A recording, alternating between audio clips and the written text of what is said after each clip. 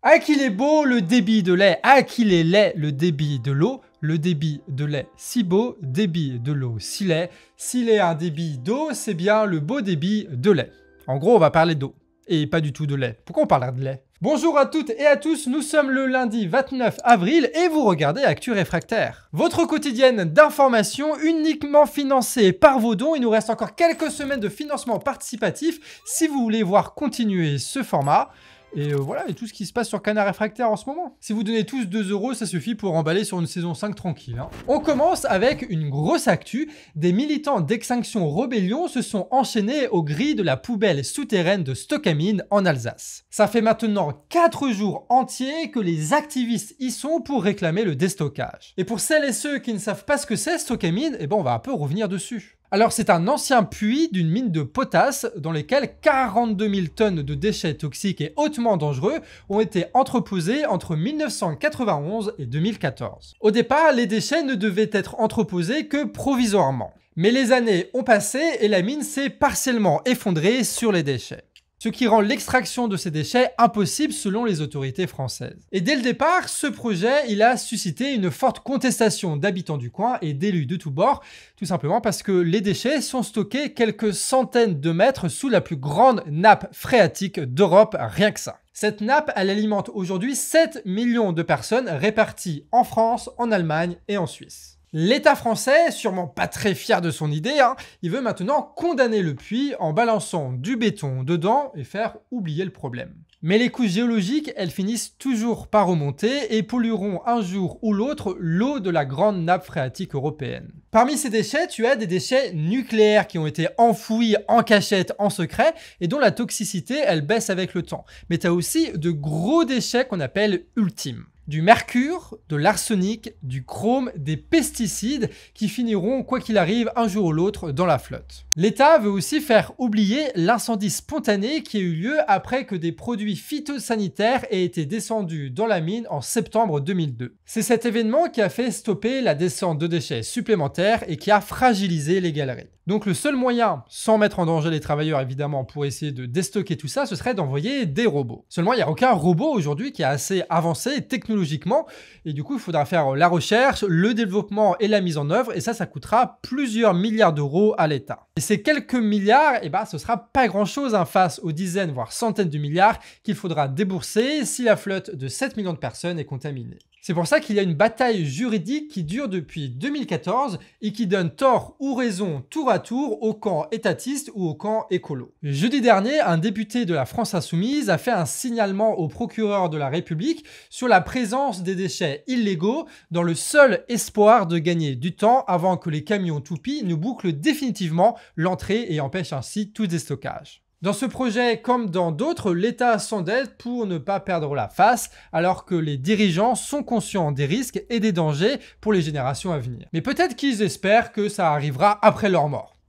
Vu l'âge des types qui décident ce genre de trucs, ce serait pas étonnant que ça arrive. On passe maintenant au point abonné et on va rester dans le thème de l'eau. La Cordo34 nous a contacté sur actu@lecanardréfractaire.org pour nous signaler un projet d'usine d'embouteillage dans l'Hérault. Comme quoi il se passe quelque chose dans l'Hérault, c'est quand même une bonne nouvelle ça. On va parler du groupe Source Alma qui détient notamment Cristalline et qui veut poser ses valises à Montagnac pour exploiter un vieux forage fait dans les années 80 aux frais du contribuable. La mairie a récemment vendu le terrain qui accueillera l'usine pour 30 000 petits euros. Et ça en étant bien sûr conscient que la région est frappée chaque année par la sécheresse. Et que donc, s'il y a de l'eau à choper, il vaudrait peut-être mieux l'exploiter pour les habitants et les agriculteurs, plutôt que de foutre dans des bouteilles en plastique pour les revendre à €. Mais bon, c'est la loi du marché, il faut faire de la thune, et on en fait d'autant plus si la ressource est rare.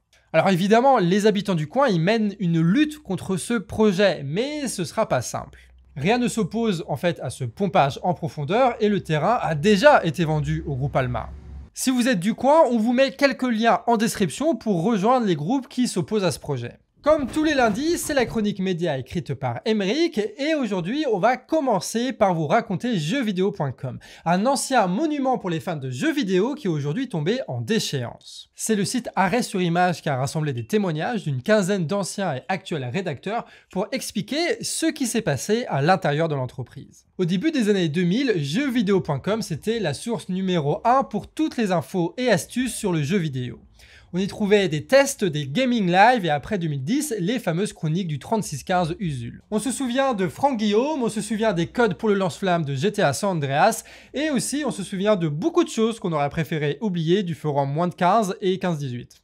Mais le site, comme toute la presse de jeux vidéo en réalité, a commencé à galérer financièrement. En 2014, jeuxvideo.com est racheté par Webedia, une filiale du milliardaire Marc Ledray de la Charrière. Au début, tout le monde s'adapte, même si l'équipe a dû déménager d'Aurillac à Paris. Mais il n'y a pas eu de grands changements de fond. Enfin ça, c'était jusqu'en mars 2020. Avec le confinement, tout le monde s'est mis à jouer à fond aux jeux vidéo, ce qui a boosté la fréquentation du site. Webedia a alors décidé de maximiser ses profits avec notamment Alexandre Nassar comme directeur éditorial. Et c'est là que ça a commencé à partir en vrille. Le site devient une machine à clics avec de moins en moins d'articles sur le jeu vidéo et de plus en plus de contenu publicitaire et de titres accrocheurs. D'un monument de la culture jeux vidéo et web en France, le site est devenu une bête ferme à clics, une tragédie. Avec les petits tests bidons pour ceux qui suivent chez Chounet, on connaît bien.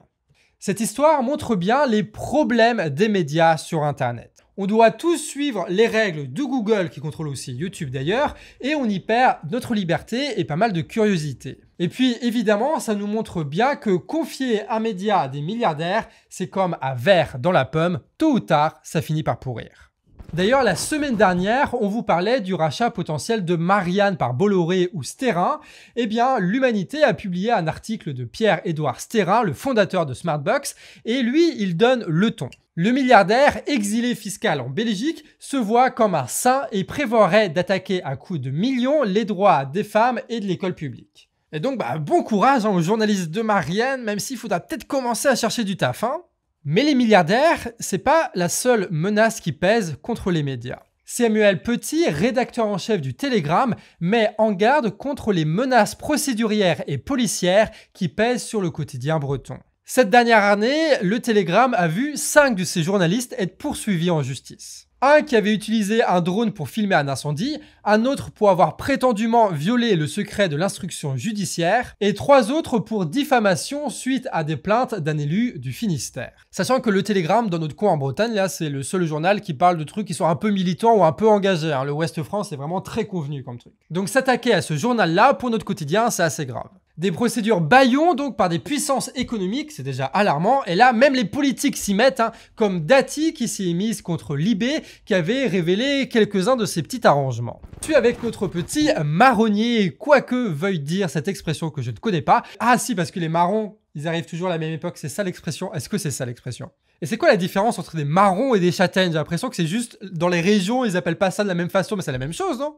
Bref, notre marronnier, c'est France 2 qui a été épinglé 2 fois par Arrêt sur Image, car la chaîne a diffusé des conneries, on voulait juger. D'abord, un reportage d'octobre 2023 sur une chirurgie pédiatrique présentée comme une nécessité vitale alors qu'il s'agissait d'un cas d'intersexuation où l'équipe médicale a mutilé un bébé pour correspondre au genre assigné. Et le tout devant les caméras. Et le 3 avril, ils ont diffusé un téléfilm où une mère noie son enfant autiste, ce qui est justifié comme un acte d'amour. Donc entre ça et les charlatans de la semaine dernière, je pense qu'on va renommer France 2 le sévice public.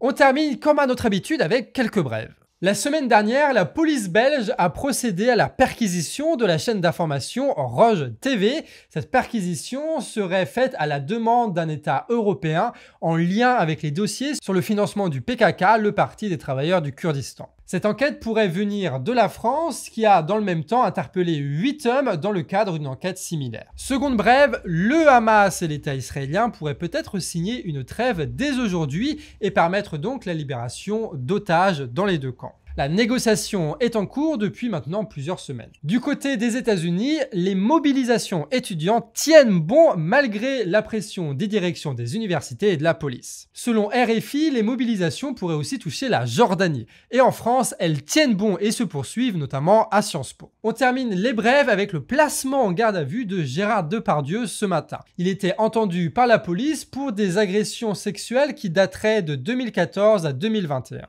C'est sur cette réjouissante nouvelle que nous arrêtons cette vidéo. On se retrouve demain pour une nouvelle vidéo de l'actu à 18 h. D'ici là, n'oubliez pas, on a notre levée de fonds, vous pouvez donner par mois ou donner un petit billet aujourd'hui. Et la fonction des commentaires est revenue, donc n'hésitez pas à commenter pour parler de marronnier ou pour parler de débit de l'eau de lait.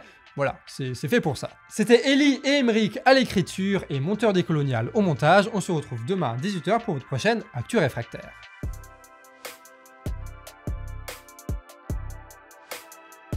Quack.